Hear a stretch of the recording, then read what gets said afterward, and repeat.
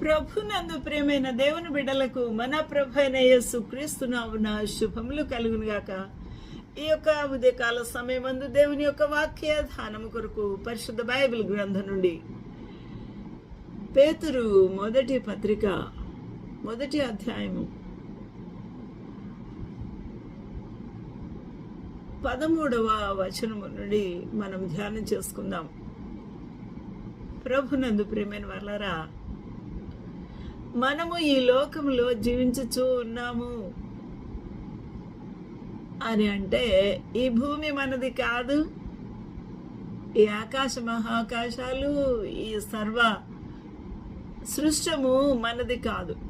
మనము కేవలము ఒక్కమారు వెళ్ళి భూమిలో వెళ్ళి చూసి రమ్మని మన తండ్రి అయిన దేవుడి లోకమునకు పంపించి తిరిగి రమ్మని చెప్పినట్టుగానే ఉంది. ఇది మన వశంలో లేదు, కానీ మనము దేవుని వశము అయి ఉన్నాము.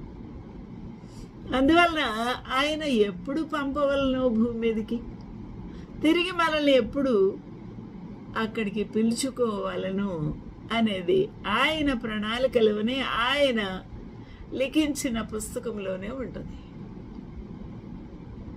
కాబట్టి మీ మనస్సు అను నడుము కట్టుకోండి. మనస్సుకు కూడా నడుము ఉంటుంది అన్న సంగతి అర్థం చేసుకుందాం. నడుము బిగించాలి అని అంటే ఈ నడుముకి ఒక బెల్ట్ పెట్టో లేకపోతే ఒక టవల్ కట్టో గట్టిగా కట్టడం కాదు. నిగ్రహము అనే బెల్ట్ లేక నడుముకు కట్టుకోవలసిన తువాలు, దానితో మనస్సును కట్టుకోవాలి. నిగ్రహము చేతనే ఈ మనస్సును బిగించగలం. దానినే సెల్ఫ్ కంట్రోల్ అని కూడా, ఫ్రీ విల్ అని కూడా అనవచ్చు. ప్రభునందు ప్రియమైన వాళ్ళరా, మన జీవితంలో మన అధీనములో మనస్సు ఉండవలసినదిగా ఉంది. అప్పుడే మనము చెప్పిన చేతల్లో మనసు ఉంటుంది, లేదా దాని వెనకాలే మనం పరిగెడతాం.